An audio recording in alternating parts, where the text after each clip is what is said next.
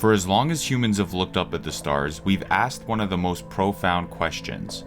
Are we alone in the universe? Our galaxy alone has hundreds of billions of stars, each with planets orbiting them. Some of these planets sit in the habitable zone, where liquid water, and possibly life, can exist. With so much cosmic real estate, it seems almost certain that someone else should be out there. And yet, despite decades of searching, we haven't found a single sign of intelligent life.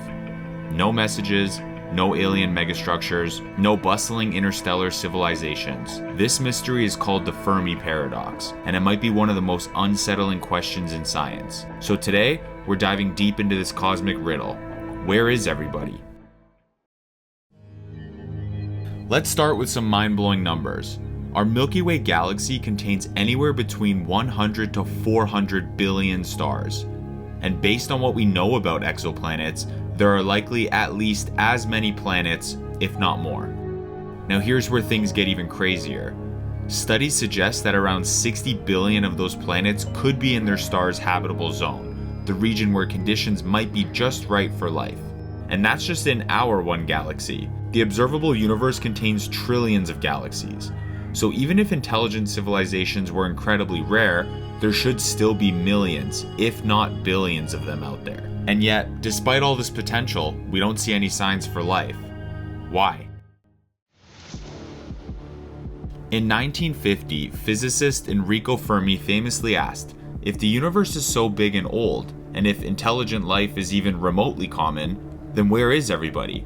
And it's a great question, because when we look at history, we see that technology advances fast. In just a few thousand years, humans went from primitive tools to landing on the moon. If we continue at this pace, imagine where we would be in a few million years. Now here's the problem.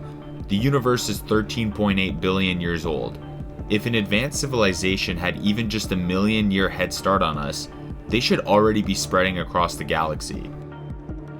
They should have colonized entire star systems, built massive space stations, or created technology that we can detect from Earth. And yet, there's nothing. No signals, no alien megastructures, no evidence that anyone is out there. So what's going on?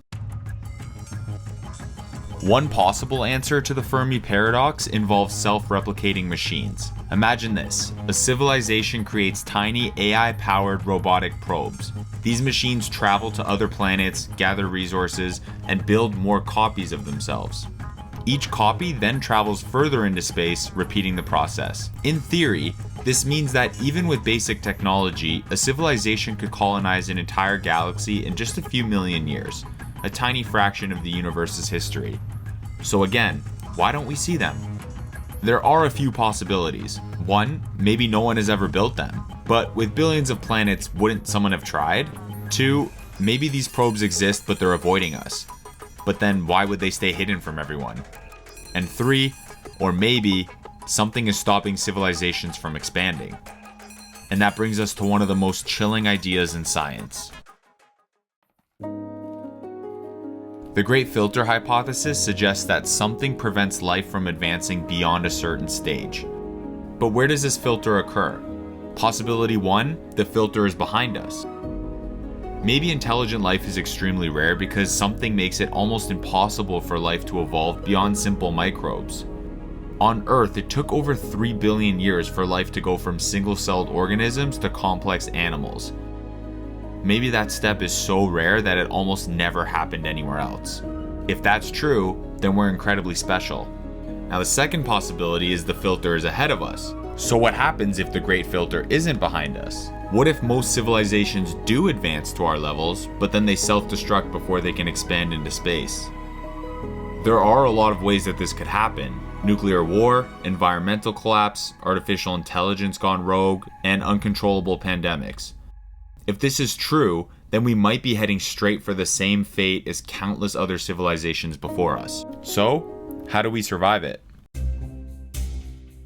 Of course, not every theory about alien life is so grim. Some scientists believe that extraterrestrials do exist, but they choose to avoid us. This is known as the zoo hypothesis. It suggests that alien civilizations are watching us like zookeepers watching animals, avoiding direct contact to allow us to develop naturally. But this theory has its own problem. If multiple intelligent civilizations exist, how can they all agree to stay hidden? The bigger our telescopes get, the more we can explore the universe. And if aliens are staying hidden, they're doing an incredible job of it. So what's the answer?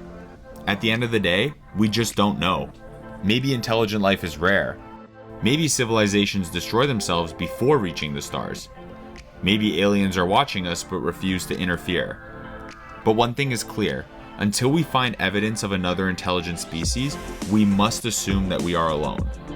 And that's a huge responsibility. If we're the only intelligent civilization in the Milky Way, then our survival determines the fate of all consciousness in our galaxy. As Carl Sagan once said, if we do not destroy ourselves, we will one day venture to the stars. But the question is, will we make it? So what do you think? Are we truly alone? Or is something stopping civilizations from reaching the stars? Let me know in the comments. And if you enjoyed this deep dive into the Fermi Paradox, don't forget to like, subscribe, and hit that notification bell so you don't miss future videos. Thanks for watching, and I'll see you on the next one.